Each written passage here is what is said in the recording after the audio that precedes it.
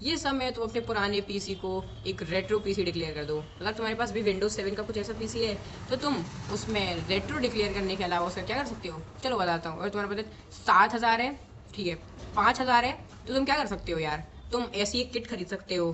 ठीक है, इसमें तुम्हें एक H61 मदरबोर्ड मिलेगा, 8 GB रैम मिलेगी, और तुम्हें मिलेगा CPU का पंखा। इतने में तुम्हारा इतना हो जाएगा कि ये चला लेगा माइनक्राफ्ट। और थोड़ा अपग्रेड कर लोगे, जीपीयू वगैरह लगा लोगे, एसएसडी वगैरह तुमने कर ही लिया होगा, वो नहीं किया तो वो पहले करना। फिर तुम जीपीयू वगैरह भी लगा लोगे तो तुम्हारा इतना हो जाएगा कि तुम एंड्रॉइड गेम सारे मक्खन खेल लोगे, और तुम GTA 5 तक भी खेल सकते हो। तो ये ज़रूर करना।